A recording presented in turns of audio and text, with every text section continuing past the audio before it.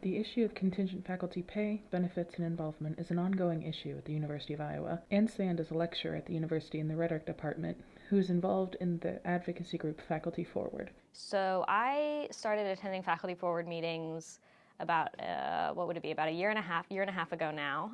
And it wasn't until I started going to the meetings that I realized how badly and how differently non-tenure track faculty were treated from department to department, from college to college.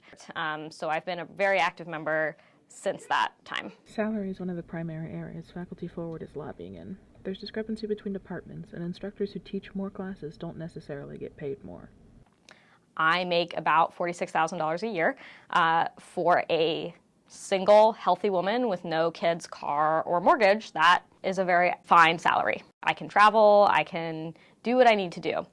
But I didn't think about the fact that, a significant health problem or wanting to have a car or wanting to have kids or wanting to have a mortgage would be hard. I teach 3 classes a semester, 20 students apiece. But, for example, the people over in ESL, English as a Second Language, they have a higher teaching load but make significantly less money. So things like that just seem to sort of on a foundational level not make sense. Like, if they're teaching more classes than I am, they should be making at least as much as I am, and depending on the classes, maybe more, right? The rhetoric department is one of the departments most affected by this issue, as they have a total of 43 faculty members, with 37 of them being contingent employees. The chair of the rhetoric department, Steve Duck, explained how the experiences of the contingent faculty affect the department and what he thinks they contribute. What does instructional track mean? It means that they're on a different contract from tenure track. They can't be considered for tenure as such.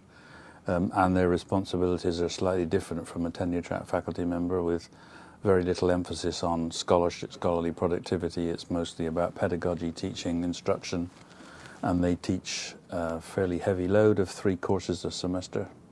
As the chair of department, I have to think about the interests of my colleagues, and I have been pushing for some time so far without success to get them recognized in different ways for what they do.